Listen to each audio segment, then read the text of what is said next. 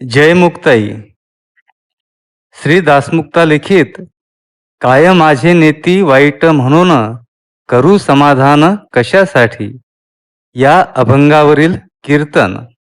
काय माझे नेती वाईट म्हणून करू समाधान कशासाठी काय मज लोक नेती परलोका जाता कोणा एका निवारेल न म्हणे कोणासी उत्तम वाईट सुखे माझी कुठ खाओ मागे सर्व माझा भार असे पांडुरंगा काय माझी जगा सर्वे काज तुका म्हणे माझे सर्व ही साधन नाम संकीर्तन विठोबाचे.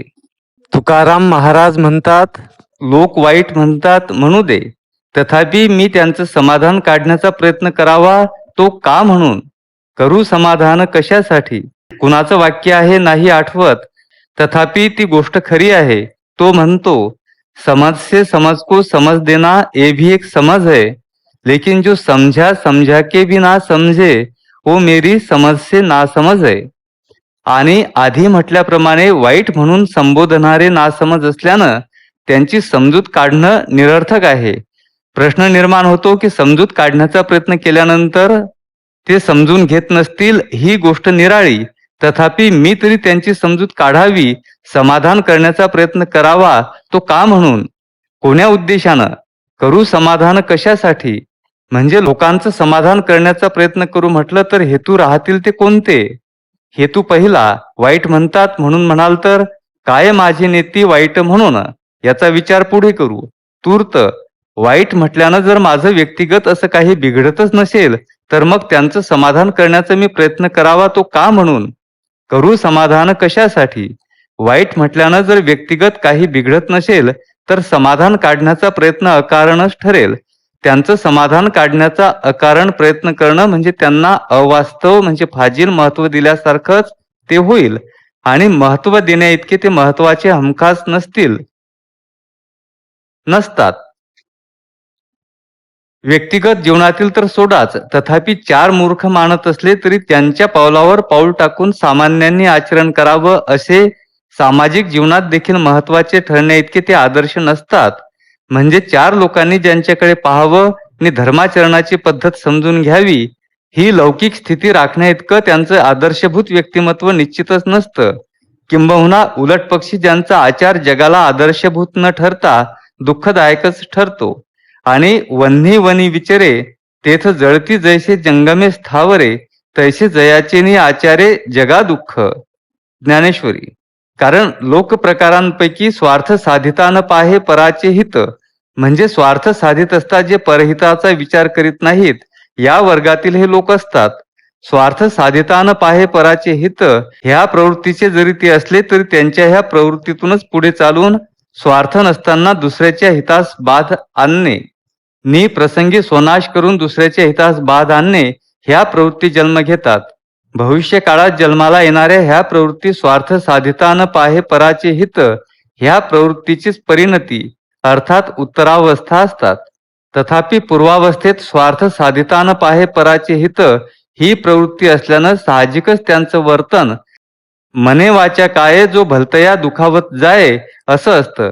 म्हणजे ज्यांच्या प्रत्येक इंद्रियाचं वर्तन पोलादीच्या करवतीसारखं कठीण असतं, म्हणजे जयाचे मन सर्पाची कुटी असं असतं ज्यांचं मन. बुद्धी असते हलकट, म्हणून कुणाशीही हलकट बुद्धीनं वागण्याची असते ज्यांना सवय. ज्यांचं चित्त असतं खोटे चालीवरी, दुसऱ्याच्या अहिताचंच करतात जे चिंतन. अहंकार जगी मीची एकू आथी, जगात मीच काय तो एक महत्वाचा असतो असा ज्यांना अहंकार. श्रवण कानाचे असतात जे हलके, नेत्र ज्यांची दृष्टी असते मिनधी, वाचा बोलणे असते संदिग्धी अथवा बोलणे ते वृष्टी इंगळाची. आशय असा की ज्यांचा अंतर्बाह्य आचार जगाला आदर्शभूत न ठरता दुःखदायकच ठरतो. अतः हेतू दुसरा, सामाजिक सुस्थितीकरिता समाधान काढण्याचा प्रयत्न करू म्हटलं तर आदर्शभूत नसल्यानं त्याकरिता त्यांची मनधरणी करण्याची गरज उरत नाही. हेतू पहिला, व्यक्तिगत जीवनाविषयी म्हणाल तर तुकाराम महाराज म्हणतात, काय माझे नेती वाईट म्हणू देत. वाईट म्हणत असतील तर, वाईट म्हटलं तर त्यात माझं खाजगी नुकसान तरी काय होईल, काय जाईल माझं, हिरावून तरी काय नेतील माझं वाईट म्हणून. मग वाईट म्हणण्यात माझं जर काहीच हिरावल्या जात नसेल तर मग कशाला करू मी त्यांची मस्का पॉलिश? करू तरी कशाला मी त्यांची मनधरणी? करू समाधान कशासाठी? महत्व देण्याइतकी अपूर्वता थोडीच आहे त्यांच्या त्या वाईट वचनोद्गारात. नित्याचंच आहे त्यांचं ते भुकणं काही नवीन नाही. स्वभावच आहे तो त्यांचा. जग ऐसे बहु नावे, बहु भावे भावना. ते घोड्यावरही बसू देत नाहीत नि पायी देखील चालू देत नाहीत. त्यांचं काय? चित भी उनकी, पड भी उनकी और अंटी तो उनकी बापकी ही. तुका म्हणे जन दुतोंडी सावध, कुणी त्यांच्या स्वभावाला पायबंद घालावा. लोक ऐसा ओक धरता धरवेना, तर्क करुणिया आपुल्या भावना, बोलतीया जना कोण वारी. दुसरं असं की लोकांनी ज्याला वाईट म्हटलं असा का मी पहिला थोडाच असेल? कुणाला सोडलं त्यांनी?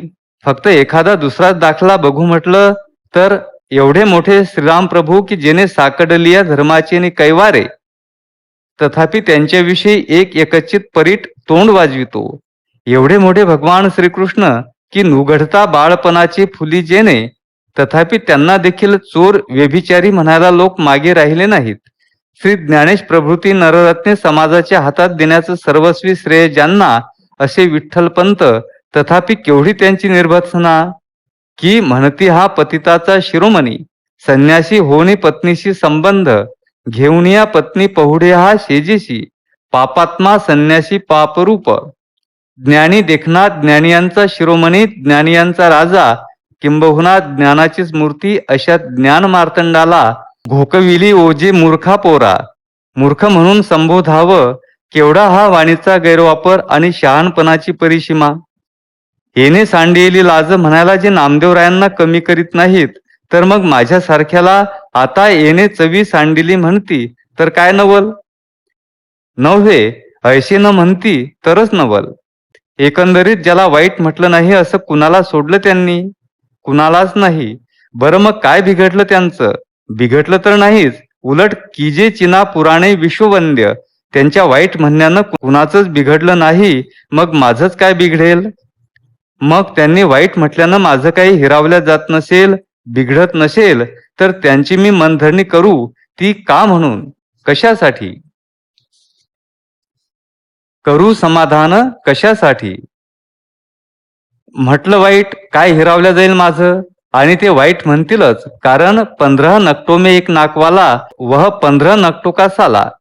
पण म्हणून मला वाईट वाटण्याचं काय कारण? नकटा नाही म्हणूनही नाही, असलो तरीही नाही, झालं तर मग. आणि मला नक्की माहीत आहे की आपुले जे साचे ते कल्पांतीही न वचे. आक्षेप हो, पण बदनामी होईल ना? समाधान हो, होईल बदनामी. आलंच जर त्यांच्या प्रयत्नांना यश तर शक्य आहे. जनमानसात माझ्या संबंधी प्रवाद सुरू होतील. झालीच तर नाचक्की होईल, प्रतिमा डागाळल्या जाईल, अपमानित होईल इतकंच की. तथापि अपमान केव्हा होईल? मानाची अपेक्षा असेल तर, मोठेपणाकरिता जगत असेल तर, प्रतिष्ठा हे ध्येय असेल तर. तथापि संभावने जिये या वर्गातील मी नाही, तर संभावितपणाचे ओझे जया या वर्गातील आहे. मानाची वाटू पाहे या वर्गातील नाही, तर सन्माने जो साकडे हा माझा वर्ग आहे. म्हणजे मोठेपणाचं तर मलाच वाटतं ओझ, सन्मानाचं तर मलाच वाटतं संकट. गरीम येते अंगाकडे मीची येऊ ने दी. मोठेपणाला तर मीच स्वतःकडे येऊ देत नाही. लोकमान तर मलाच वाटतो वमना समान, म्हणजे उकारी सारखा. लोकमान वमना समान मानणे, एकांती राहणे विठूसाठी, ही धारणा आहे माझी जीवनविषयक. लोकांमध्ये मलाच मुळी आवडत नाही. बहु एकांतावरी प्रीती, माझंच मुळी एकांतावर प्रेम आहे. एकांती राहणे विठूसाठी, विठूसाठी मीच मुळात पसंत करतो एकांत. विजनाचे न साहे नाव, मुळात मलाच लोकांताचं नाव देखील सहन होत नाही. मी अमुका ऐशी नोहावी शेची लोका. मी अमुक एक आहे असा लोकांना पत्ता देखील असू नये असं मलाच जर वाटतं, म्हणजे मला जर लोकमानाची चाड नाही, तर अपमान होईल कुणाचा? अस्ति प्रतिष्ठा जाईल कुणाची? अंगी कमीपणा येईल कुणाच्या? जगे अवज्ञाची करावी, लोकांनी अपमानच करावा ही जर माझीच इच्छा आहे, आणि लोकांच्या वाईट बोलण्याची जर तीच फलश्रुती असेल, तर त्यात माझं काय बिघडेल? कोणाच्या बाचं काय जाईल? मनधरणी करू ती कशासाठी, करू समाधान कशासाठी. काय हिरावतील माझं वाईट म्हणून, विद्या तर नाही, कारण ती तर न चोरहार्य. सद्गुण, सद्गुणच काय, माझं म्हणून जे काही असेल ते कल्पांतेही न वचे. सर्वात्मकपण कसं शक्य होईल ते हिरावून नेणं, कारण मी तर अणोरणीय ठोकळा, तुका आकाशा एवढा असा असेल. अतः सर्वात्मकपण माझे हिरोणी नेतो कोण. वाईट म्हणून संबोधिल्यानं काय जाईल माझं, काही नाही. ना विद्या, ना सद्गुण, ना सर्वात्मकपण, ना काही एक. माझं म्हणून जे काही असेल त्यापैकी काही एक नाही. स्पष्ट झालं, वाईट म्हणून संबोधिल्यानं माझं काही बिघडणार नाही. उलट झालाच तर त्यांचा तो माझ्यावर उपकारच होईल. झालाच तर का म्हणतो, कारण सर्वात्मकपणाला प्राप्त झालो असेल तर माझ्यात दोष नसतील, ती गोष्ट निराळी. तथापि प्राप्त नसेल तर सर्वात्मकपणा अभावी असणं शक्य असलेल्या दोषांचं, संचित पापाचं, त्यांच्या त्या वाईट संबोधिन्यानं परिमार्जनच होईल. धोब्याची संवदनी जशी आपण स्वतः मलिन बनून कपड्यातील मळाचं क्षालन करते, त्याप्रमाणे स्वतः निरयवासाची अधिकारी होऊन दुसऱ्याचे दोष धुवून काढत असताना साबणाप्रमाणे काम करणारी त्यांची जिव्हा, त्या जिव्हेनं जे करीती पातकांची धुणी, मोल न घेता साबणी, अर्थात फुकटचं पाप क्षालन होत असल्यानं ते खऱ्या अर्थानं हितकर्तेच ठरतील. म्हणून जेने जेने निंदा केली तो तो मानी हित माऊली. पापमळांची क्षालना केली, शुद्ध केली माझी वृत्ती. एकनाथी भागवत. असंच मी समजेन. म्हणजे वाईट संबोधिन्यानं माझं काही जाणार तर नाहीच, उलट नसेल तर माझीच वृत्ती शुद्ध होईल. अर्थात असे उपकारी बहुसंख्येनं असावेत अशीच मी अपेक्षा करीन. असो ऐसे खळफार त्यांचे आम्हा उपकार, तथापि त्यांचं काय राहील. सर्वात्मकपणाला मी प्राप्त झालेला असेल तर पाप पुण्यातीत असा असल्यानं दोषारोपण करणाराच दोषी ठरेल. तेथे पाहे दोष गुण, दोषी जाण पाहे तो. आणि त्यांच्या त्या दोषाचा परिहार तर होणारच नाही, उलट त्यांच्या पूर्वसुकृताचाही अपहार होईल. मग तया दोषांनाही परिहार होय अपहार सुकृताचा. अर्थात आत्महितापासून ते वंचित होतील. सर्वात्मकपण प्राप्त नसेल तर वाईट म्हणून संबोधिन्यानं सर्वात्मकपणा अभावी शक्य असणाऱ्या दोषांचं, पापांचं क्षालन करण्यात मला पापातून तारून तेच नरकात जातील. धन्य ऐसा परोपकारी, जाय नरका आणि का वारी. पार उतरून म्हणे तुका, आम्हा आपण जाती नरका. शिवाय वाईट म्हणून संबोधण्यात त्यांची अगदी प्राथमिक स्वरूपाची माणुसकी तरी राहील का. नियम आहे की माणसानं माणसाशी माणसासारखं वागावं. मग सर्प, कुत्रा, घुबड, कोल्हा इत्यादिकांच्या वृत्ती असणारा शास्त्रदृष्ट्या माणूस ठरेल का नरपशु. तर नरपशु राहिली का माणुसकी, तर नाही.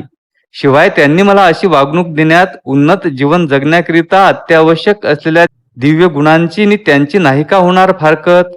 तर होईलच, कारण उन्नत जीवनाचा आदर्श हा आहे की उन्नत जीवन वृत्ती संभावितपणाचे ओझे जया. छलक वृत्ती हे संभावने जिये. उन्नत जीवन वृत्ती सन्माने जो साकडे. छलक जीवन वृत्ती हे मानाची वाटूप आहे. उन्नत जीवन वृत्ती तेथ सत्कारे के गोठी. छलक जीवन वृत्ती हे सत्कारू होय तोषू जया. उन्नत जीवन वृत्ती अपयशून्य म्हणजे दुसऱ्याच्या दोषावर स्वतःच्या गुणाचा आरोप करून पाहणं. छलक वृत्ती हे छिद्रान्वेषी. अहंकार उन्नत जीवन अहंकार अखंडता अगर्वता होऊनी असती. हे नाही माझेनी पाडे वाडू, मीची सर्वज्ञे एक रूढू. ऐसा गर्व तुष्टी गंडू घेऊनी ठाके. निरहंकारता पाहिया नाव. छलक वृत्ती हे गर्वे पर्वत शिखरे, तैसा महत्वावरून निनुतरे. उन्नत जीवन चित्ताशी परम पुरुषाची मोहर आणि छलक वृत्ती ह्यांचे चित्त खोटे चालीवरी. उन्नत जीवन बुद्धी कवनेशी हीन बुद्धी राहाटी जेना आणि छलक हे बुद्धीनं हलकट. उन्नत जीवन मन मोकळे, छलक मन जयाचे मन सर्पाची कुटी. उन्नत जीवन दिठी नोहे मिनधी, छलक त्यांची दृष्टी बाणांची झेप. उन्नत जीवन बोलणे नेहमी संदिग्धी, रसाळवाणी साच आणि मवाळ, छलक यांचं बोलणे ती वृष्टी इंगळाची. झाले नाही का दिव्य गुणांना पारखे, काय राहील त्यांचं नि माझं काय जाईल. मग काही जात नसेल तर करू समाधान कशासाठी.